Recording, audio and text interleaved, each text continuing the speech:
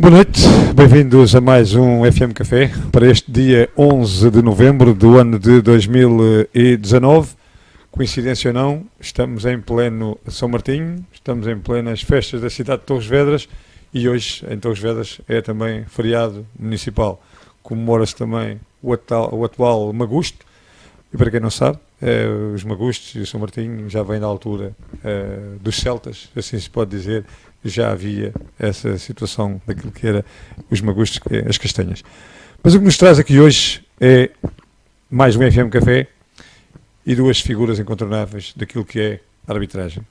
João Capela e Pedro Henriques. Desde já agradecer a ambos a vossa vinda até aqui a Torres Vedras e aos estudos da ONFM, começando pelo Pedro Henriques, 54 anos de idade, tenente-coronel do Exército, 194 jogos na Primeira Liga, 28 jogos na Taça, 10 jogos na Taça da Liga e 84 jogos na Segunda Liga. Um total de 356 jogos. Sobre aos quadros nacionais em 95, em 2001, sobre a primeira categoria e em 2006 apita o primeiro derby Benfica Sporting. Abandonou a sua carreira em 2010. Quanto a João Capela, 45 anos de idade, 22 anos de carreira, chegou à primeira categoria em 2005 e internacional em 2011. Apitou 4 jogos da Champions League, 18 jogos da Liga Europa, 12 jogos do torneio de Toulon, 296 jogos na Liga, 48 jogos na Taça de Portugal, 288 jogos na Segunda Liga, 2 supertaças, um total de 744 jogos. Não sei se está correto, se não está correto, mas dentro daquilo que foi a sondagem feita, nomeadamente pelo Ricardo Bessa e também pela Nancy Paulo, é isto que nos dá, e é por aqui que vamos começar com duas pessoas que, além de serem, ou foram, árbitros de futebol, são duas pessoas de bom trato, são duas pessoas humildes e, acima de tudo, amigas do seu amigo. André, para começar, abre então senhor. as hostes, depois de tantos jogos, de tanto pontapé na bola, neste caso, tanta pitadela, é caso para dizer que há uma vez tem que terminar uma carreira. O Pedro Henriques terminou há cerca de 9 anos, o João Capela terminou na passada temporada num jogo que foi a Taça da Associação Futebol Lisboa, em que se defrontaram as equipas do Clube Atlético Pedro Pinheiro e também a equipa da Cotada. Avança. Ok, primeira pergunta para o João. João, eu tenho um sobrinho com 10 anos que diz que quer ser árbitro. O que é que eu tenho que lhe dizer para o incentivar ou para o aconselhar? O que é que, e agora o João formador, diria ou diz a um jovem que diz que quer ser árbitro nos dias de hoje? Em primeiro lugar, muito obrigado pelo convite. É um prazer enorme estar aqui. Dar os parabéns à ONFM por estas excelentes instalações. Agradecer ao Duarte também o convite e, portanto, em relação àquilo que é o incentivo, acho que se ele quer ser árbitro já não é preciso incentivar. Portanto, ele já está incentivado, entre aspas, para a carreira de árbitro. Aquilo que se costuma dizer com 10 anos, há esse limite, portanto não se pode ser árbitro aos 10 anos.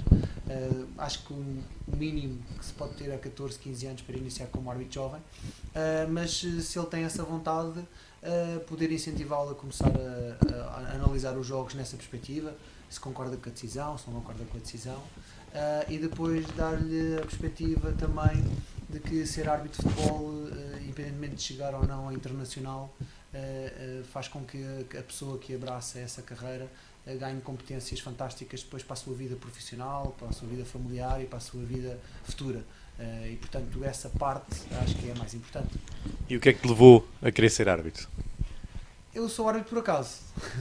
Eu costumo contar esta história. Eu joguei futebol muitos anos, joguei futebol dos 8 aos 21. Achava que ia ser um jogador fantástico, um guarda-redes fantástico, e houve uma altura em que as coisas não correram bem, e eu achei que a culpa era dos outros, ou seja, a culpa era do treinador que não me metia a jogar, e portanto perdi o gosto pelo futebol. E passados 2 anos de não ter prática desportiva, estava num café lá na minha zona dos Olivais, onde eu morava, e vi o último dia curso de árbitro da Associação Futebol Lisboa, e eu fui tirar o curso. Foi assim que surgiu, foi um bocado por acaso. Acho que foi o gosto pela prática desportiva. Os meus colegas na altura até se riram porque disseram que eu não tinha muitas competências para a área, porque quando era guarda-redes vinha sempre vestir ao meio campo com o árbitro, levava cartões amarelos e agir com o golão numa das minhas primeiras sessões do núcleo. Os árbitros têm núcleos que se reúnem durante a semana para discutir os casos de jogo. E o primeiro núcleo, e foi onde eu conheci o Pedro Henriques, era uma das figuras centrais do núcleo, na altura o Américo Barradas, e agora se chama Núcleo de Árbitros de Lisboa. E numa das minhas primeiras sessões como árbitro, um colega nosso, o Francisco Colão, traz um relatório de jogo, onde foi esse amarelo. Tenho aqui um relatório de um jogo em que o senhor João Carlos Santos Capela, guarda-redes do Alverca, veio a correr da baliza e protestou comigo e levou um cartão amarelo. E eu fiquei tipo, uau. Portanto, foi um bocado assim, por acaso. E o Pedro? Como é que surge esta ideia de ser árbitro, ou de querer ser árbitro? Boa noite, eu também vou agradecer obviamente o convite, é sempre um prazer e um privilégio para mim poder estar em qualquer espaço, seja ele privado ou público, e falar sobretudo de futebol, de maneira geral, que é no fundo a paixão que todos nós temos, e especificamente da arbitragem. E obrigado por estar ao NFM de uma forma generalista pelo convite e pela, enfim, esta iniciativa, que acho que é extremamente importante, porque a arbitragem precisa, para além de estarmos sempre a analisar o penalti fora de jogo, precisa destes momentos, para as pessoas também desmistificarem, desmontarem um bocadinho esta coisa do ser árbitro, da arbitragem. E a minha resposta começa exatamente igual a de João Capela, foi sem querer. Eu basicamente tinha acabado a minha licenciatura na Academia Militar e portanto ingressei em termos de exército, depois de ter feito lá uns cursos daqueles que a gente faz naquela altura, que estamos com o sangue na guerra, portanto, operações irregulares, tirar o curso de paraquedismo, etc. Escolhi claramente ir para a área do desporto e, portanto, em verdade, mesmo dentro do Exército, pela parte do desporto, e é aí que me colocam nas mãos a equipa de futsal e de futebol da Academia Militar, os campeonatos universitários, e de futsal, sobretudo, para os campeonatos das Forças Armadas que nós tínhamos, inclusive representações a nível internacionais. E eu que precisei, embora já estivesse ligado ao desporto, precisei de ir buscar duas vertentes que são muito importantes. Se eu vou ser selecionador/treinador, para já tenho que ter o curso de treinador nível 1, e foi isso que eu fiz na altura. Embora na altura não tivesse bem definido como está hoje, o nível 1, 2, 3 e 4. E depois, para ser treinador, também preciso perceber um bocadinho mais das leis de jogo. E foi isso que me motivou, vou tirar o curso de árbitro de futebol, e na altura de futebol 5, estamos a falar de 1989-90, portanto nem sequer havia o futsal como há agora, para tentar perceber um bocadinho melhor das leis. Bem, resumindo e concluindo, fiz o curso, acabei o curso, portanto fiz as provas físicas, aquelas coisas todas, e vim para casa, como costuma dizer, não me recordo bem, mas 3 ou 4 meses, ou 3 meses que durou o curso na altura. E eis que não quando recebo em casa uma carta, uma folha, que na altura não havia os computadores que há agora, estamos a falar de 1989-90, escrita à mão, com uma série de jogos, e um deles estava sublinhado, riscado. Damaiense, Estrela da Amadora, a fiscal linha, era assim o termo correto na altura, a ir a fiscal linha a um jogo de iniciados, domingo de manhã, na Damaia. Portanto, e eu não percebi o que é que aquilo significava. Telefonei para a Ação Futebol Lisboa, João Sargento na altura, atendeu-me e disse: Pedro, é uma nomeação, mas eu nem equipamento tenho, nem sabia, eu não era para ser árbitro, mas pensei, vou aproveitar esta experiência. Comprei um calção, um equipamento, na altura não se dava como hoje, já se faz essas questões, né? Comprei uma bandeirola com um grande cabo de madeira e lá fui eu à linha, e depois fiquei lá 20 anos. Pronto, e foi muito sem querer, mas depois é aquela questão, porque é que a gente fica, é questão de paixão, não é? Aliás, tal como o menino que pergunta ao João, a mim, ou qualquer pessoa, porque é que queremos ser árbitros, a primeira grande identificação é se tens paixão por aquilo que estás a fazer. Se tens, automaticamente podes lá ficar porque estás no caminho certo. É uma pergunta, é para os dois, pois quem quiser começar a responder. O que é mais difícil? O caminho desde o início até chegar à Primeira Liga, ou manter-se depois naquela primeira categoria, naqueles jogos mais mediáticos, em que há mais projeção e há mais visibilidade? É assim, a carreira de árbitro é feita step by step, ou seja, cada momento da tua carreira tem a sua especificidade e a sua particularidade. Ou seja, nós às vezes temos a tendência de pensar que a exposição da primeira divisão é mais difícil do que a exposição dos jogos do Distrital. O que é facto é que nos jogos do Distrital, se pensarmos se calhar em termos de segurança e de condições de trabalho, temos se calhar, atenção que isto também evoluiu bastante, certo, mas na altura que nós começámos, as condições do futebol distrital não eram muito boas, era difícil, e portanto tu tinhas uma dificuldade que era teres condições para desenvolver o teu trabalho, e essa era a dificuldade. Nós na altura não tínhamos centros de treino para treinar, treinávamos na rua, andávamos à volta da pista uns anos mais tarde. Portanto, cada fase da tua carreira vai tendo as dificuldades inerentes àquele momento em que estás. Portanto, à medida que tu vais progredindo, vais tendo mais condições de trabalho e vais tendo outro tipo de pressão. Não é? Porque também já há pressão na segunda divisão e atualmente agora no Campeonato de Portugal. E, portanto, tem muito a ver com o momento em que estás. O que é facto é que o mediatismo da primeira divisão, claramente, em termos daquilo que é depois o a seguir ao jogo, e basicamente esse é o maior problema eventualmente na primeira divisão, é o a seguir ao jogo, e muitas das vezes não pela exposição mediática que tem, mas por aquilo que pode afetar a tua família, as pessoas que gostam de ti, os teus amigos, quando as coisas não correm bem, porque quando as coisas correm bem, muita gente te liga e és o fantástico. E portanto, mas tu também aprendes a lidar com isso. Portanto, à medida que tu vais crescendo na tua carreira como árbitro, tu vais aprendendo a ser neutral nas emoções. Portanto, isso depois também tem repercussões na tua família e na tua vida pessoal, familiar, ou seja, tu às vezes as tuas emoções estão tão controladas que há momentos importantes na tua vida que tu nem sofres muito, nem ficas demasiado eufórico. Exato. E portanto tu consegues ter esta, eu não sei se é uma vantagem para a pressão mas depois para aquilo que são as emoções humanas de uma vida normal, se calhar ficas um bocado condicionado. E portanto, se me perguntares o que é mais difícil, eu acho que cada uma tem as suas dificuldades. Até porque os nossos colegas do Distrital muitas das vezes também sofrem um bocadinho na pele aquilo que são as frustrações das pessoas com o futebol profissional e que depois canalizam isso para um momento em que estão mais próximas e conseguem se calhar até às vezes ter uma atitude um bocadinho mais descontrolada. Pedro, mudando aqui um pouco a pergunta, para não haver aqui repetições, foi difícil o processo desde esse primeiro jogo na Damaia até chegar à Primeira Liga? Houve aqui alguma situação de maior dificuldade? Eu diria que, de uma maneira geral, em termos daquilo que é o desporto e a competição, e sobretudo os atletas que depois chegam ao mais alto nível, é mais difícil a manutenção do que propriamente às vezes o percurso a chegar lá, porque se tu tens competências, skills e capacidades, normalmente consegues progredir, uns mais rápidos que outros, e consegues atingir o patamar. O difícil, por causa de tudo isto que o João teve a dizer, tem a ver com stress, ansiedade, a pressão que é criada, é muitas vezes depois manter-se nesse patamar, e então em termos de arbitragem, porque depois o desgaste é muito grande. Sempre que tens um erro, ou que tens um jogo, neste caso, que corre menos bem, é mais um desgaste. E, portanto, o difícil depois é tu apareces, naquele momento és a moda, as pessoas até gostam do determinado estilo que tu tenhas, neste caso concreto, de arbitrar, e depois o difícil é manter-te. Depois começas a desgastar a tua própria imagem, porque vai haver sempre um erro, um penalti, um fora de jogo. Eu diria que é mais difícil a manutenção, em termos genéricos, do que propriamente o percurso até chegar lá. E penso que com isto também te respondi, no fundo, sim. às duas questões. E tem a ver exatamente com esse mediatismo que depois nós atingimos, porque é bom recordar, eu fui fiscal linha do Jorge Croado entre 93 e 95.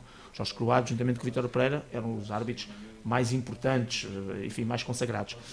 E eu, como fiscal linha dele, ou nós, como equipa, aparecíamos na televisão uma vez por mês, 2 vezes. Estamos a falar 93, 95. Certo. Quando eu cheguei à primeira divisão, já dá os jogos todos. Até a Liga de Honra já dava ao sábado de manhã, e agora ainda mais. Ou seja, eu todas as semanas estava na televisão. Praticamente. Era raro uma semana que não estava na televisão. E isto faz toda a diferença. Mas hoje em dia tens imensos programas desportivos, quando antes tinha só um programa desportivo com uns marretas lá a dizer mal de ti. Agora não, tens marretas em todos os canais a dizer mal de ti em todos os canais. Portanto, tudo isto tornou e torna mais difícil o processo de estares na primeira divisão e o manter-te na primeira divisão dentro de um determinado patamar de aceitação e que eles gostem naturalmente da tua prestação.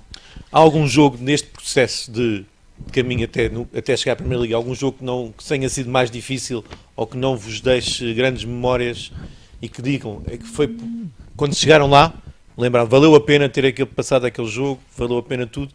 Há algum jogo que guardem na memória como sendo difícil?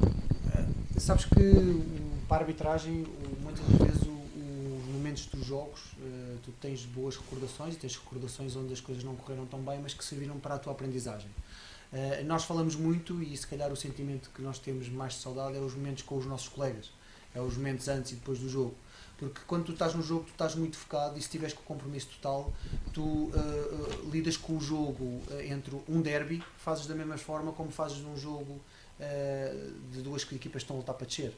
E portanto o processo, como o Pedro há bocado estava a dizer, a manutenção é realmente difícil, mas agora atualmente, e não era no nosso caso, também conseguir progredir é mais difícil. Porquê? Porque quase todas as associações trabalham muito bem agora.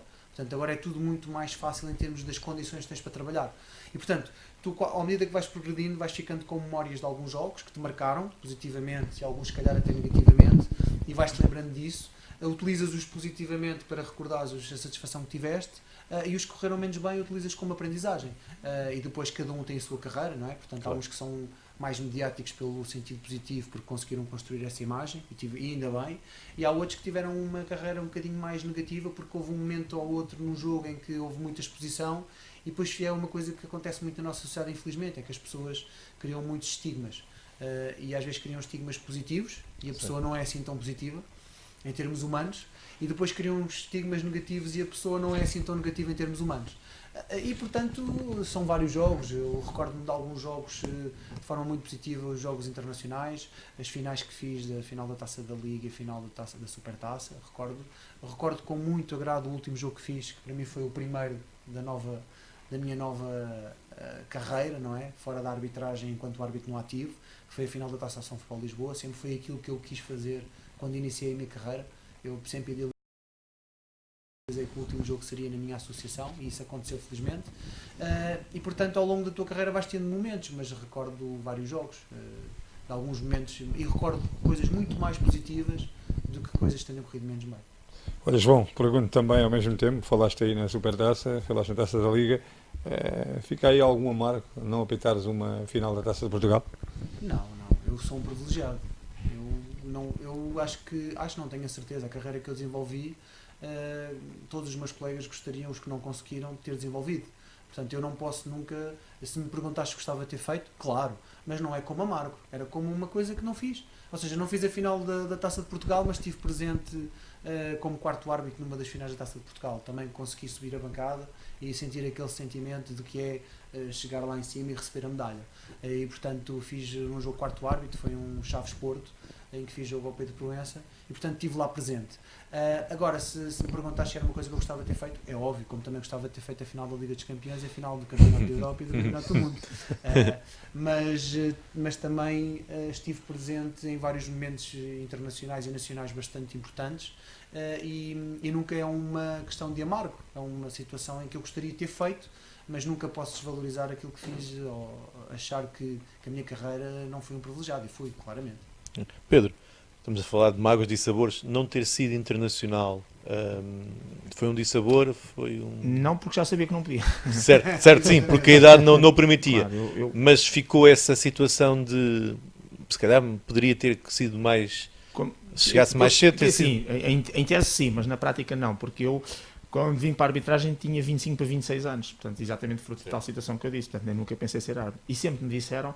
Pá, com essa idade já não tens hipótese de chegar à primeira divisão. Até no ano que eu subi à primeira divisão disseram, não tens hipótese de subir, estava no meu penúltimo ou último ano de subir. Portanto, isso... E depois quando chegar à primeira divisão, agora chegaste à primeira divisão, mas não tens hipótese de 35 para 36 anos, já não vais ser internacional. Portanto, isso nunca foi uma mágoa nessa perspectiva. Até porque, e eu sei que às vezes as pessoas utilizam isto como clichê, mas eu é mesmo assim. Eu sou uma pessoa que tem... As pessoas às vezes têm frustrações, eu não consigo ter frustrações nem mágoas, porque a minha maneira de ser e de estar na vida não me permite isso. Ou seja, temos coisas que às vezes não nos correm tão bem, temos coisas que gostaríamos de ter feito de forma diferente, mas eu não me agarro nada. Eu percebo o que o João está a dizer, porque eu também sou um bocadinho assim. Eu recordo mais facilmente os jogos em que brilhei, entre aspas, ou que as pessoas elogiaram, e tive alguns, felizmente, do que propriamente, quando estavas a fazer essa pergunta, eu de repente, quando começo a recordar os jogos que me correram menos bem, foi o jogo em que eu soube, por uma questão pessoal, que o meu pai estava com cancro e tinha 3 meses de vida, e esse jogo custou muito. Foi o jogo a seguir à morte do meu pai, e foi o único jogo na minha carreira em que eu escolhi ir arbitrar. Ou seja, o presidente do Conselho de Arbitragem, Vítor Pereira, foi ao funeral do meu pai e perguntou-me: estás apto para este fim de semana ou queres descansar? Estou apto, o que é que queres ir fazer? Eu disse qual era o jogo que eu ia fazer e expliquei-lhe porquê. O meu pai era Sportingista, eu disse que quero ir fazer o Setúbal Sporting deste fim de semana. Era uma forma que eu tinha, de certa forma, de estar, e curiosamente o Sporting perdeu o jogo 1-0 com o Setúbal. Mas isto para dizer que esses são os jogos que eu recordo. E tive um jogo que realmente me recordo, porque com 1 minuto de jogo, a Sporting Académica, rasguei o músculo. E disse assim: eu hoje vou fazer o jogo com uma ruptura muscular, e fiz. E depois recordo um jogo em que tive outra lesão, Nacional Leixões, em que tive que ser substituído ao intervalo por causa de uma lesão. Portanto, esses são os jogos que não têm a ver com o penalti ou com o fora do jogo que eu marquei, mas com situações diferentes à volta disso que me marcaram negativamente. Depois se lembra muito mais das questões positivas e construídas. Por exemplo, estava aqui, eu fiz uma final de Taça de Portugal, mas não fiz nenhuma final de Taça da Liga. Mas eu olho para o facto de ter feito a final de Taça de Portugal como algo positivo. Não ter feito a Taça da Liga, para mim, é a minha... Eu sou uma pessoa que mudo muito rapidamente de paradigma e de estilo de vida e de modo de vida. 2010 é um bom exemplo, claro. Em 2010 divorcio-me, saio de um casamento de 17 anos, saio da arbitragem de 20 anos e saio da tropa de 27 anos. Portanto, em 2010 mudei a minha vida radicalmente. Ou seja, e o que é que aconteceu? Mudei para outras coisas, para outro tipo de vida, e nem sequer tenho mágoa em relação a isso. Foi uma mudança. E encaro muito a vida assim. Já não basta, depois às vezes aquelas coisas que a gente não consegue mesmo dar a volta, e às vezes acontecem-nos, do que estar ainda a massacrar-me com estes aspectos marginais. Não consigo mesmo.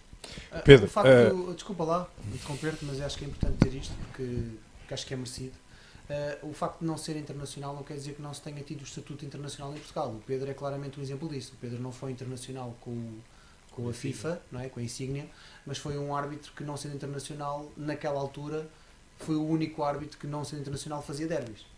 Ok? E isto é importante. Sim, sim. Houve mais 2 ou 3 que o fizeram e não foram muitos. E o Pedro Henriques, e temos que também dar esse reconhecimento ao Pedro, foi uma pessoa que marcou a arbitragem portuguesa no sentido positivo, na altura. Foi um árbitro que era um árbitro que, em termos de comunicação social, era um árbitro bem aceito, com o estilo de jogo dele de um critério muito largo.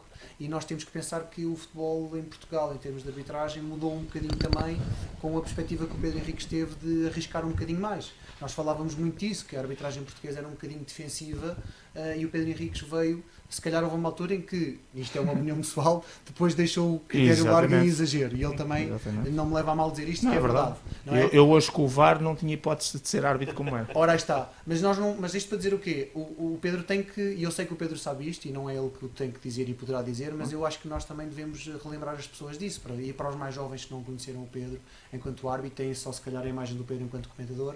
O Pedro Henriques foi um árbitro de referência para a arbitragem nacional e não tem que ser internacional, como houve outros que não foram internacionais. Posso-me lembrar de um Paulo Batista, que foi um árbitro que foi muito tempo na árbitro de primeira divisão, se calhar dos árbitros mais tempo em primeira divisão, e que nunca foi internacional e que também fez derbys. Porquê? Porque a experiência acumulada lhe dava garantias de fazer esses jogos. Pedro, falaste aí 27 anos de carreira na tropa, segue-me para mim dizer, como tenente-coronel da Infantaria. 20 anos na arbitragem, naquilo que é o futebol. O que era mais difícil? Era comandar um batalhão de homens no exército ou era comandar 22 homens dentro de campo?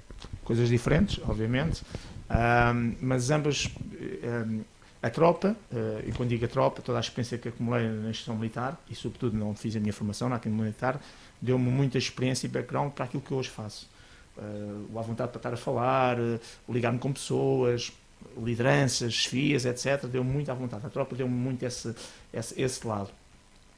E eu tinha, sob o ponto de vista da relação, tinha facilidade tanto num lado como no outro. Ou seja, para mim não era difícil. Não quer dizer que depois fizesse bem feito, não quer dizer que depois arbitrasse sempre bem, não quer dizer que não tenha tido conflitos com os jogadores ou com treinadores. Claro que sim.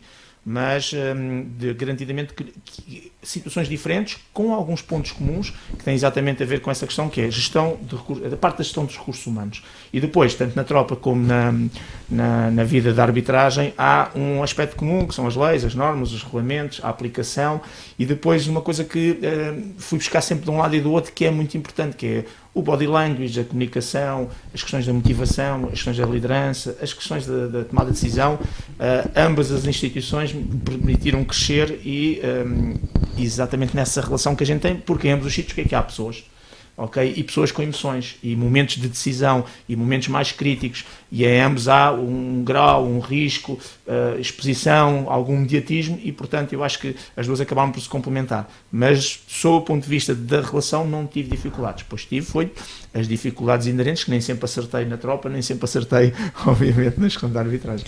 João, sou funcionário da EML, já estou habituado à contestação.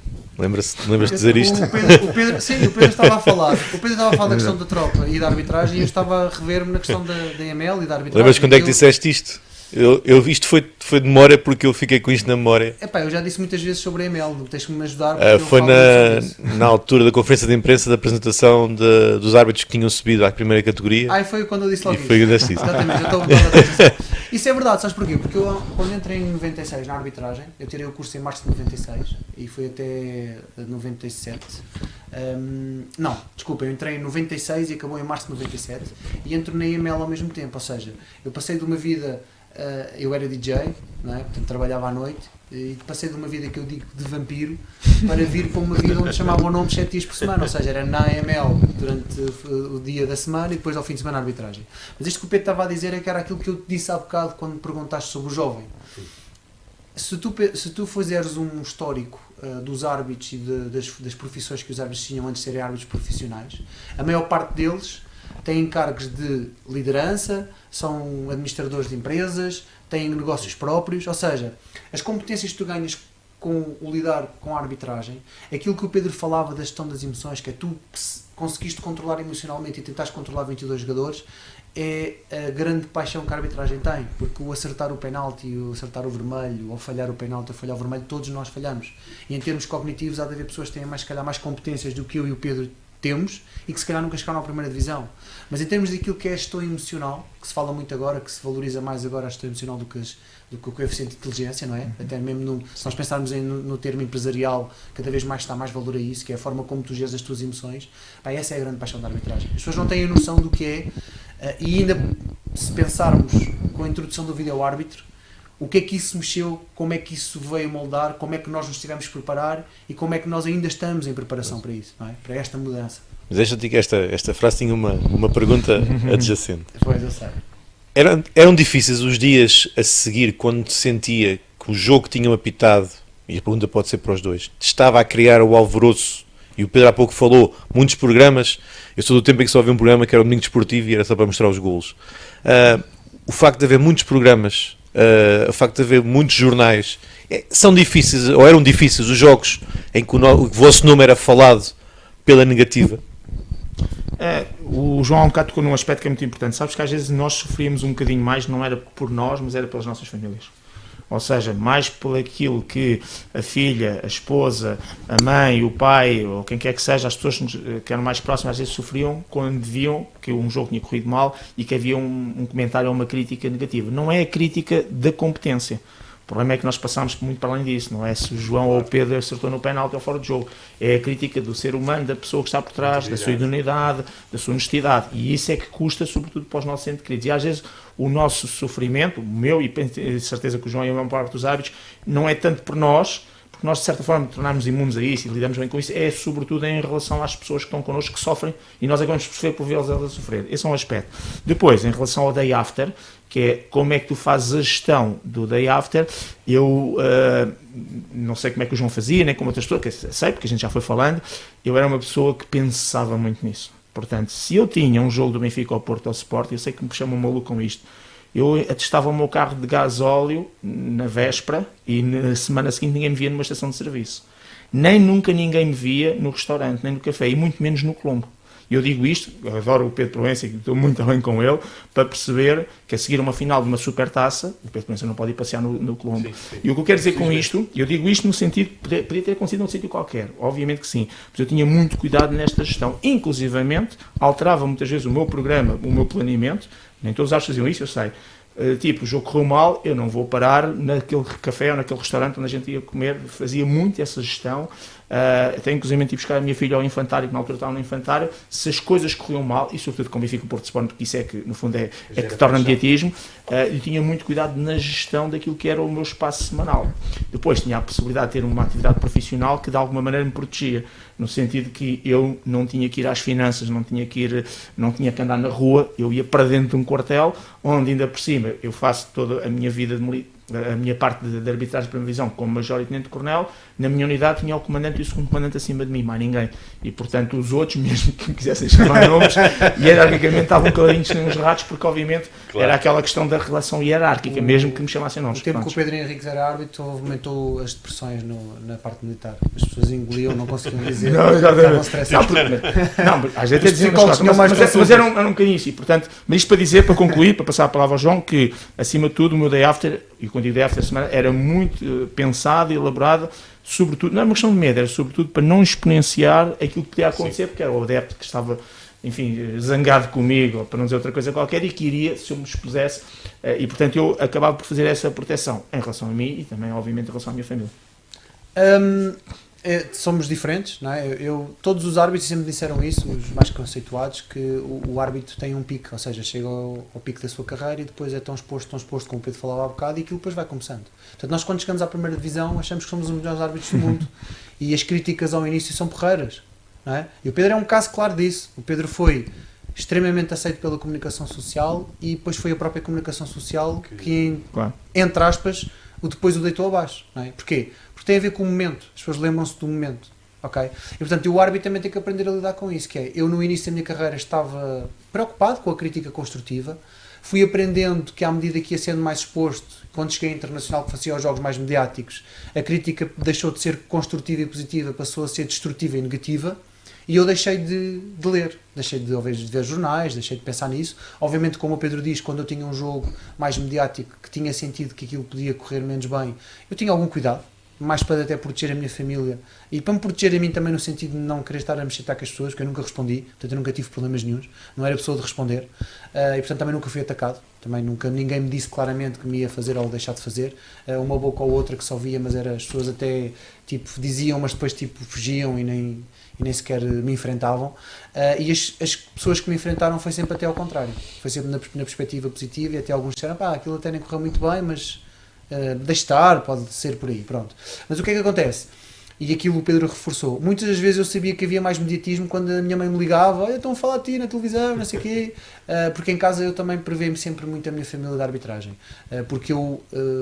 a minha progressão na carreira foi aprender com estes senhores que eram mais experientes, o Pedro Henriques, o que passou o Pedro Proença, o que passou o Algar, o Duarte Gomes, e eu vivia com eles e percebia que tinha que ter um ponto de abrigo, e a minha mulher sempre também fomentou muito isso, que é, se tu em casa tem que ser o ponto de abrigo, nós não podes trazer para aqui a EML, não podemos trazer para aqui a arbitragem, porque senão nós não conseguimos viver.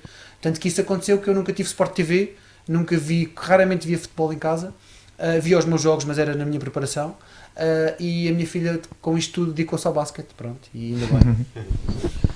Olha, Pedro, estamos aqui a falar naquilo que é a vossa passagem pela arbitragem. Normalmente os treinadores estudam os adversários, as equipas. Os árbitros, antes de ir para um jogo, estudavam também aquilo que eram os jogadores e os próprios treinadores de ambas as equipas? Em 2005, o Howard Ebb, não sei se recordam dele, o sargento de polícia careca inglês, que foi um dos melhores árbitros ingleses, eles em Inglaterra tornaram-se profissionais e ele, em 2005, juntamente com o Conselho de Arbitragem, chamamos assim em inglês, veio a Portugal, foi no Porto, e tivemos uma formação muito interessante com ele, em que perguntas interativas. Decorrente disso, o Luís Guilherme, que era o presidente do Conselho de Arbitragem, e o Vítor Pereira, que era o diretor, portanto era ele que punha os cursos em prática, lembrámos de fazer uma coisa muito interessante, foi irmos para Rio Maior, fazer foram duas, divididos o grupo em metades, e fazer uma semana como se fôssemos profissionais. Exatamente. Entrámos na segunda-feira e só saímos lá para os jogos que íamos arbitrar, e na altura a nomeação era à terça-feira. E o que é, isto para responder à questão, o que aconteceu? Fomos para esse curso, na terça-feira fui nomeado para a União de Leiria Futebol Clube do Porto, era o Jorge Jesus, treinador da União de Leiria, e nessa noite, na noite a seguir, na quarta-feira, entretanto, estamos em Rio Maior, e o Zé Peseiro tinha acabado de sair do Sporting, estamos a falar de 2005, até tinha perdido a final da Liga da Taça UEFA, e ele está ligado à faculdade, a Rio Maior, e ele é convidado para ir participar nesse curso para nos ajudar. E eu, à noite da quarta-feira, junto com os assistentes, chego a uma sala, sento-me, e o Zé Pezeiros projeta-me a equipa do União de Leiria, a equipa do Porto, e começou-me a dar pormenores. Olha, quando for o pontapé de canto à maneira curta, vai o Maciel e não sei o quê, do União de Leiria, na altura, a bola vai para o primeiro posto, vai para o segundo, e ele explicou-me ali 3 ou 4. O Elton, quando defende a bola, de bolas de livres ou pontapés de canto, agarra na bola e com o braço mete a bola a 50 metros à mão, no outro meio campo, quer dizer que se tu estiveres no pontapé de canto, quando chegas ao meio campo já está a acontecer um penal contrário, e pela primeira vez eu vi, vamos chamar scouting / observação, o que era a análise, efetivamente, feita, por exemplo, para alguém que percebia daquilo, feita sobre o jogo, mas retirando coisas para nós, para árbitros, colocação, movimentação, nomeadamente os pontapés de canto, é importante se eu saber que a bola vai para o primeiro posto ou para o segundo posto, posso proativamente colocar-me de maneira a ver melhor o possível empurrão ou agarrão. E a partir daí, os árbitros, que já fazíamos isso de uma maneira quase empírica, tipo, quem é que eu vou arbitrar? Classificação, quantos cartões amarelos, quantos cartões vermelhos, quem foi expulso, como é que é o treinador, como é que é o ambiente, já fazíamos esse estudo, começámos a olhar para o aspecto mais tático do jogo. Se a equipa joga em linhas, se joga com trincos, com livros, se a central recua por causa da questão de fora do jogo, e a partir daí começámos a desenvolver cada vez mais esse trabalho. O Pedro Proença, já na fase em que ele vai fazer a final da Liga dos Campeões ou coisa do género, faz uma grande reportagem para a SIC, uma reportagem extraordinária, em que ele, nessa reportagem que vê, que era o dia do Pedro Proença, como é que era a preparação, vê-se ele exatamente a fazer isto, a dizer, olha, o João joga assim, o Manuel joga assim, vai pela esquerda, ou seja, vê-se ele a fazer aquilo que foi o fruto deste trabalho, e que hoje em dia penso que o João está mais habilitado lá para falar nisso, porque recentemente ele apanha esta farsa do futebol profissional, penso que já era uma prática recorrente, pelo menos analisar o jogo e ver o próximo jogo, e portanto os árbitros fazem isto, mas nós no Distrital empiricamente já fazíamos. Para campo é que eu vou? Como é que é esta equipa? Classificação, disciplina, sempre fora. Entre vocês, entre nós árbitros, já fazíamos exatamente essa, e já havia uma preparação para esse tipo de jogo. Até para quê? Epá, isto são os últimos classificados, não há lei da vantagem. Epá, não, equipas de meio da tabela, está tudo tranquilo, olha, vou deixar jogar. Ou seja, no fundo era uma forma tática que nós tínhamos de encarar o jogo em função dos dados que nós tínhamos de leitura. Sim, isso agora acontece já no Distrital, nós falamos com os árbitros distritais e eles fazem muito isso, e no futebol profissional os árbitros já utilizam a plataforma Y-Scout, ou seja, qualquer árbitro da primeira divisão quando prepara um jogo vai ao Y-Scout e retira toda a informação que acha necessário. E depois cada um valoriza mais um determinado tipo de informação, ou a parte disciplinar, ou a parte dos pontapés de canto, ou a parte tática, e portanto quando o árbitro vai para o jogo já tem algum conhecimento daquilo que vai ser. Obviamente que temos sempre também esta questão, e falamos muito entre nós não criamos estigmas a jogadores, nem a treinadores, não é porque um jogador foi expulso num jogo anterior que agora vai ter que ser expulso outra vez, nós não fazemos isso, e não é porque um jogador que se portava sempre bem, que é uma referência fantástica, não possa também ter um ato menos correto e que tenha que ser expulso também. Portanto, isso depois também temos que lidar com o inesperado e estar preparado para conseguir nos adaptar às mudanças, porque imagina, nós fazíamos, e às vezes aconteceu muito isso, preparávamos um scouting para uma equipa com um determinado 11, que é o 11 tipo, e chegávamos lá no aquecimento, um dos jogadores lesionava-se. Nós também, e a equipa contrária também tínhamos de nos adaptar, porque, atenção, olha, saiu um central, eles vão jogar já com 3 centrais só e vão fazer outro tipo de enquadramento no jogo. Já tínhamos de estar preparados para isso também. O tempo isto começa aqui a apertar, já não temos muito, e aqui algumas perguntas para fazer, aqui mais histórias. Mais Pedro, tenho aqui uma curiosidade, uma curiosidade jovem, que na altura, quando estes jogadores que eu vou perguntar jogavam, eu tinha aqui alguma curiosidade. Rui Costa, Jorge Costa, Pedro Barbosa, eram 3 jogadores que falavam muito com os árbitros. Dos 3, qual é que era o mais difícil de lidar, ou o mais... Aquele que, desses 3, aquele era o... Eu tenho 2 histórias desses 3 com 2 deles. Uma é a minha estreia logo no Porto, no Salgueiros Futebol Clube do Porto, porque eu tinha 2 jogos, foi o meu terceiro, na altura não era por nomeações, era por sorteio, e eu sou sorteado por Salgueiros Porto, o que é muito mau, por acaso correu bem, mas se corresse mal, se calhar não estava aqui hoje a falar, porque é muito mau um árbitro ser sorteado e de repente fazer, o meu terceiro jogo é o Porto e o quarto jogo, e o meu quinto jogo é o Benfica. O que é um erro em termos de que são os sorteios. Com nomeações isso não acontece. Bem, mas com o Jorge Costa tenho uma história muito simples. Eu tinha acabado de dar uma entrevista para a Bola, para o Jornal da Bola, em que disse que tratava todos os jogadores que não os conhecia, tinha chegado à primeira divisão, conhecia-os, mas na prática não os conhecia pessoalmente. E tratava todos os jogadores, como fazíamos infantis, por senhor jogador. Assim mantinha a minha questão do respeito e da distância positiva em relação aos jogadores e obrigava-os também a não pisar a linha. Pronto, dei uma entrevista assim, tinha feito 2 jogos na primeira divisão, e vou fazer o Salgueiros Porto, e quando vou fazer o Salgueiros Porto, o Jorge Costa, que era capitão, vem reclamar comigo uma situação qualquer, eu não marcava faltas, portanto aquilo deve ter sido uma falta qualquer, ele vem reclamar comigo, eu digo, senhor jogador, respondo, senhor jogador, não sei, e ele quando eu vou falar senhor jogador, ele leu a entrevista e disse, porque ele tratou-me por Pedro, e disse-me assim, Pedro, não, senhor árbitro, porque eu leio as suas entrevistas, eu dei-lhe um bacalhau, estica-lhe a mão, dei-lhe um aperto de mão, e disse, ok, ficámos por ali na tranquilidade, na boa, pronto, e foi interessante. E foi interessante para mim, porque Jorge Costa, como todos os capitães, era um líder. E se tu tens o líder na tua mão, está resolvido. Em relação ao Rui Costa, não tenho grandes histórias com ele, do ponto de vista, dou-me bem com ele. Quando ele fez a inauguração do como é que chama aquilo, do laboratório que ele tem de futebol, fui convidado para ir lá arbitrar um jogo entre solteiros e casados, e portanto tenho uma boa relação com ele, e não tenho histórias com ele propriamente de jogos. Agora com o Pedro Barbosa tenho, porque nos livros que já escrevi, conto sempre essa história, já contei publicamente, e ele sabe. Quando perguntam qual foi o jogador mais difícil que tu apanhaste na tua carreira, Pedro Barbosa. É que não podiam ter escolhido melhor, o Pedro Barbosa. E porquê? O Pedro Barbosa era um jogador extremamente educado, portanto não dizia palavrões, não ofendia ninguém, mas tinha aquilo que para mim, e para qualquer árbitro, é o pior, que é o sarcasmo. E eu tenho um jogo em 2003, não estou em 2004, que faço, Rio Ave 4, Sporting 0, em que quando o Rio Ave está a ganhar 3-0, o Sporting acabou com o Cristiano Ronaldo à esquerda e o Quaresma à direita, para percebermos a equipa que o Sporting tinha, e já estava a perder 3-0, e o Pedro Barbosa vem ter comigo, com o jogo interrompido, de forma muito educada. Ele é mais alto que eu, cerca de 10 centímetros, olhar de cima para baixo para mim e disse-me assim: senhor árbitro, peço imensa desculpa por estar a incomodá-lo neste momento, mas um jogador quando é empurrado, agarrado e cai no chão, isso é falta. Portanto, este era o tipo de comportamento do Pedro Barbosa.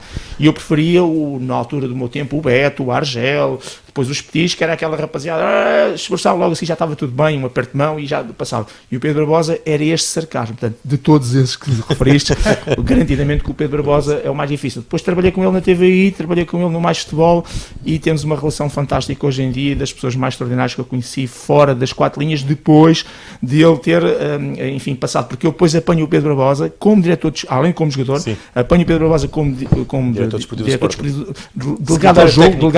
delegado ao jogo. Eu fiz 5 Benfica Sporting, 3 seguidos no Estádio da Luz, 2005, 6, 6, 7 e 7, 8, em que era Paulo Bento o treinador e Pedro Barbosa o seu delegado que ia para o jogo. E, portanto, apanhei o Pedro Barbosa no seu grau de dificuldade máxima. Assim? Era muito sarcasmo, muita distância, e ele próprio dizia que não gostava de árbitros, e depois entrou nesta vida de comentador e dizia: pá, realmente, se calhar não estava a pensar bem da melhor maneira, mas pronto, era a postura dele. João, alguma história também na envolvência daquilo que o André perguntou ao Pedro Henrique? Eu tenho uma história que por acaso encontrei, vou contar esta história que eu acho que é gira. Estava a fazer um jogo a quarto árbitro, foi a quarto árbitro. Eu no campo não tenho assim grandes histórias de grandes confrontos que me lembro, que possa referir. Basicamente os jogadores eram quase todos, tinham aqueles momentos em que se estabilizavam emocionalmente, mas nós conseguíamos agarrar. Também claro. Já era uma outra altura. Eu acho que também já apanhei os jogadores um bocadinho diferentes. Na altura o futebol, quando tu chegaste à primeira divisão, era diferente. Eu acho que já apanhei um bocadinho. Mas recordo-me de um jogo, de um derby, em que na altura, infelizmente, havia aquela questão das bolas de golfe, infelizmente que já não existe isso, e era um derby e aconteceu isso, e ao intervalo o Maniche, que jogava no Sporting, e existe um lance em que supostamente poderia ter sido um penalti ou não, e eu sou o quarto árbitro, fui para o túnel e nós já estamos preparados para a contestação, não é? Porque já estamos que tinha sido um lance quase a seguir para o intervalo, e o Maniche vem com uma cara assim mesmo chateada para mim, e eu, para mim, pronto, já está. E o Maniche vem para mim e diz-me assim: olá, nem me arranjaste uma bolinha de golfe. Bem, eu comecei a rir, e ele começou-se a rir e foi-se embora. E pronto, ou seja, quando nós estamos à espera de uma atitude muito negativa, ele levou aquilo tipo na brincadeira, está tudo bem. Pronto, e isso também foi interessante. E ainda há pouco tempo estávamos no Canal 11, passo aqui a publicidade, e ele estava lá a comentar e eu contei a história e ele, pois foi, muita gira. E com esse no campo também, num Setúbal Sporting, ele estava já na fase que estava a terminar a carreira, e há um contra-ataque rápido, e eu fisicamente sempre fui, como o Pedro também, era uma das minhas vantagens e dos meus pontos positivos, era a parte física, e há um contra-ataque e eu puxei por ele: mora Manique, vem comigo, e ele começou a correr também, depois aquilo chega à área, há um turnover, e eu, e mora outra vez, ele disse: não, eu já fui. E ficou assim: agora é que me mataste. Pronto. E foi giro, depois falámos, e eu acho que, e como o Pedro falava, a maior parte das vezes as relações que não são visíveis para fora são boas, e muitas das vezes o que as pessoas veem na televisão é retirado do contexto daquilo que é o jogo, e depois existe a questão emocional, e estas partes do sarcasmo são as mais difíceis, porque eu facilmente, entre aspas, tive situações em que houve jogadores que foram expulsos não por terem dito uma asneira, porque isso às vezes é um contexto, ninguém vai dizer tu és isto na tua cara, mas se calhar dizem uma coisa assim, vão-se embora e tu passas por eles, para atenção, e o sarcasmo não, o sarcasmo é quando vão mesmo àquilo que é a tua identidade. É dito na frente. Exatamente. E de uma forma não visível. Okay. Pedro, agora, treinadores. Quem é o treinador que seja assim, aquele mais difícil e aquele também que consideras que foi o exemplo do treinador que encontraste? Por acaso, a nível de treinadores, sabes que já apanhei a geração dos quartos árbitros, obviamente, e nós, com os quartos árbitros, começámos a aliviar a preocupação dos bancos e até dos aquecimentos. Nós estávamos focados dentro do próprio jogo. Eu recordo que uma vez num jogo no Norte, foi o Mundo Felgueiras, em que o meu árbitro assente diz: olha, tens de esperar o jogo que a GNR está a fazer detenções aqui na bancada, para perceberes que eu nem sequer estava a perceber o ambiente que estava a rodear-me. Isto para dizer que ao nível dos bancos depois acabamos por ter algum distanciamento. Mas, até porque no meu livro, sobretudo neste do árbitro de bancada, tenho esses recortes todos, porque foi também o contexto que foi feito com isso, de um treinador que que é um treinador mundial, que é o José Mourinho, que foi bastante importante na minha carreira sob este ponto de vista. Tenho 3 momentos em que ele intervém de forma muito positiva em relação à minha pessoa. E isso foi extraordinário em relação a mim. E por isso guardo com um sentimento até de gratidão em relação ao Mourinho. Já quando ele estava no Chelsea, ele escreve um artigo na altura, uma revista que era a 10, na 10, um artigo que é a minha estreia no Sport Benfica, e eu tive que guardar aquilo porque nem a minha família dizia tão bem de mim, isto para percebermos o contexto, e é um jogo que acaba por lançar também muito a minha carreira no princípio, que é uns quartos de final, que, no ano em que eu apito a final também, que é uns quartos de final da Taça de Portugal, um Vitória Sport Clube, Guimarães Porto, em que ele no final do jogo, em vez de estar a falar do Porto e do Guimarães que tinham jogado muito bem, só fartou-se falar de mim, e que deu uma série de cartoons na bola, em que eu estou deitado no psicólogo, a queixar-me ao psicólogo, a dizer o treinador que perdeu que disse bem de mim, o que ganhou disse bem de mim, o presidente. Portanto, eu estava com um problema essencial que não podia tanta gente a dizer bem de mim. Isto para dizer o quê? Para dizer que realmente guardo pelo lado positivo o Mourinho exatamente por essas intervenções, e depois mais tarde eu vou em representação da minha unidade quando ele faz o doutoramento honoris causa cá, e estamos juntos e sento-me ao lado dele, e portanto há aqui uma série de percursos, de situações em que eu acabei por cruzar com ele, e portanto destaco. Pela negativa, muito honestamente, eu expulsei 3 ou 4 treinadores na minha carreira, e só tenho uma mágoazinha, que é o meu último jogo de Primeira Liga, ter expulso uma pessoa que eu admiro bastante e respeito bastante, e que ele no outro dia também no Canal 11 referiu que foi a única vez que foi expulso, foi o Osvaldo Ferreira. No Vitória de Setúbal 2, Futebol Clube do Porto 5. E porquê é que ele é expulso? Porque ele vem do banco dele, atravessa, portanto, vem à frente do banco de Setúbal, quem vê o estádio, sai do banco dele, vem ter comigo dentro do campo contestar um cartão amarelo que eu tinha mostrado ao Falcão. E porquê que foi importante? Porque o Falcão com esse amarelo foi o quinto, ficou fora da última jornada, que era a seguir, e a seguir jogava-se um Porto-Benfica, e o Cardoso e o Falcão estavam na disputa do melhor marcador dessa época, que depois acabou por ser o Cardoso. Estamos a falar de 2009-2010, e daí realmente a contestação em relação a um cartão amarelo. Na realidade, ele não tinha razão, e eu também não tinha, porque não era cartão amarelo, devia ter sido cartão vermelho, e eu não me apercebi da gravidade da infração. João, o tempo passa e de facto provavelmente uma hora não chegava, 2 também não. Eu vejo aí, tanto ao pé do Pedro Henriques como ao pé de ti, o cartão branco.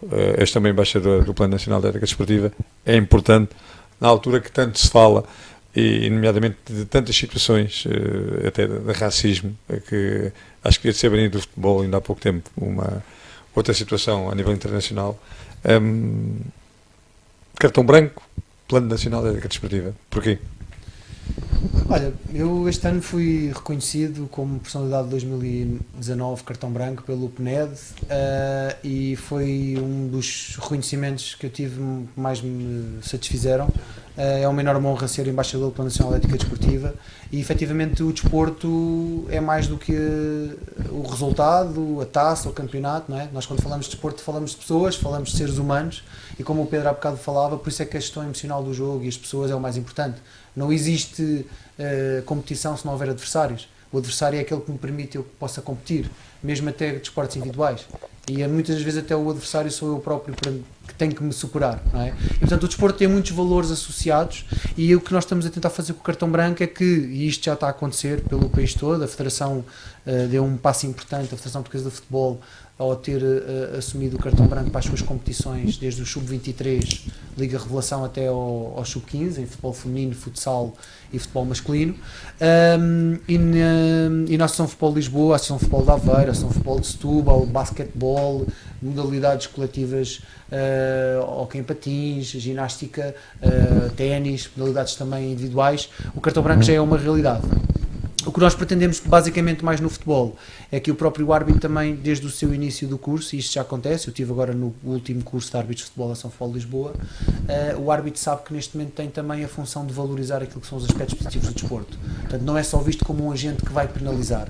E isto, em termos de futuro, vai criar aqui uma coisa que eu acho que vai ser totalmente diferente, que é a imagem que as pessoas têm do árbitro já não é o que vem para aqui penalizar. Portanto, o próprio árbitro também, em termos comportamentais, vai ter que também saber que não vai só para um campo para penalizar, porque as leis de jogo só diziam isso. Nós tirávamos o curso e tens que penalizar o cartão vermelho, o cartão amarelo, marcar o penalti, não sei o quê. A única questão que nós valorizávamos do futebol era com a aplicação da vantagem, e mesmo assim tinha pelo pressuposto não prejudicar uma outra equipa.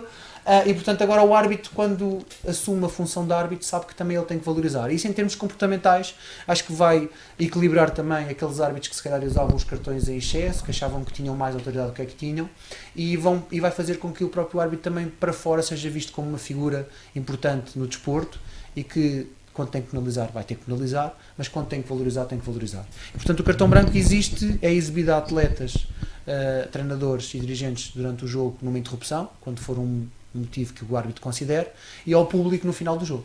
E portanto eu tive a oportunidade no jogo da final da Taça da Ação Futebol Lisboa de exibir 2 cartões brancos a cada jogador de uma das equipas, e no final também ao público das 2 equipas. E portanto é um caminho que tem que se ir, como se costuma dizer, caminhando.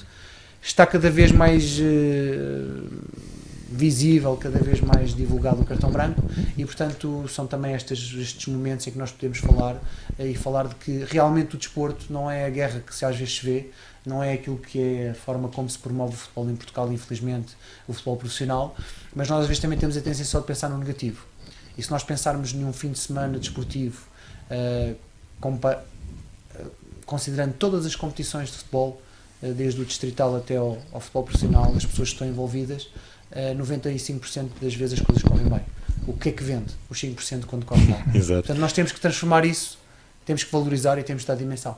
Ok, temos aqui só o espaço para 2 coisinhas rápidas. Aqui é o último minuto, que é um conjunto de perguntas rápidas para resposta rápida. Pim, pim, pim. Quase. Oi, é a parte mais difícil.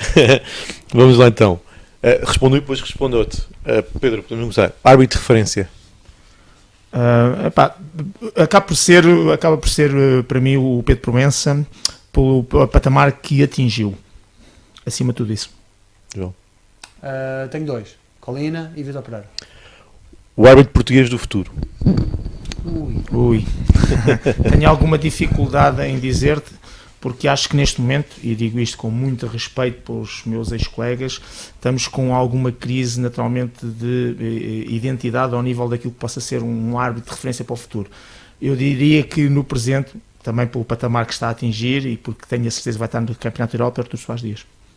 Eu acho que essa resposta não pode ser assim, porque eu não acredito no melhor árbitro do mundo. Eu certo. Acredito numa avaliação geral. Eu acho que nós tivemos aqui um gap em termos internacionais, porque tínhamos 2 árbitros, e é preciso as pessoas perceberem isto, e se me permites rapidamente. Claro. Tínhamos o Algário Bencarense e o Pedro Proença na elite, que era uma coisa que para Portugal na altura era extremamente positiva, mas fez o quê? Fez com que não houvesse espaço para mais ninguém progredir. E quando o Pedro Proença sai prematuramente e o Algário sai também prematuramente, houve um gap. Portanto, nós agora estamos bem fortalecidos. Eu percebo o que o Pedro está a dizer, é preciso deixar as pessoas crescerem, são árbitros muito novos que entram logo numa pressão muito grande, mas nós temos o Artur Soares Dias, temos o Tiago Martins que subiu ao grupo 1, temos o Godinho, José Godinho, o Luís Godinho que está a fazer uma carreira fantástica, temos o António Nobre, vamos ter o Vítor Ferreira que vai subir agora, e portanto temos aqui alguma garantia de que possamos ter sucesso no futuro. Jogo mais difícil. O tal Setúbal Sporting após a morte do meu pai. João. Jogo mais difícil. Benfica Sporting. Estava lá. Sentimento no último apito. Sentimento no último apito. Eu, como não sabia que era o meu último apito, acabei por não ter esse sentimento, porque sou surpreendido exatamente pela minha classificação e portanto venho-me embora. E depois não quis, porque é a minha maneira de ser, de estar, eu gosto de cortar logo, não quis, tive esse convite, não quis voltar a arbitrar mais nenhum jogo, mesmo nem que fosse para despedida. Não fazia sentido para mim. E portanto não tive esse último sentimento. Satisfação. No final da Taça Ação Futebol Lisboa, quando apitei, senti que era o momento em que eu fechava um ciclo e iniciava o outro. Muito de certeza havia para conversar, e havia de certeza, porque há muito assunto, mas de facto estamos a quase a terminar. Eu pedi também ao Ricardo Bessa para entregar da nossa parte e eu vou uma trocar, lembrança. Eu vou trocar aqui a lembrança, oferecer também ao ONFM, com um voto de sucesso, obviamente, para vocês, o meu terceiro livro, que eu já publiquei, que é o Árbitro de Pancada, e portanto é um prazer e um gosto estar-vos a oferecer isso também. Se me permitem oferecer um cartão branco a cada um de vocês, e vou-me levantar, porque isto é live. Um cartão branco para ti, obrigado. Um cartão branco para o Duarte e um cartão branco para o One FM, que vai ficar aqui. Ok? E portanto, uma forma também de agradecimento pelo convite. Resta-me então agradecer ao Pedro Henriques, ao João Capela, despedem-se o Eduardo Coelho, o André Carvalho, o Ricardo Bessa e a Nancy Paulo, eles que realizaram então esta imagem e este programa. Um abraço, até à próxima.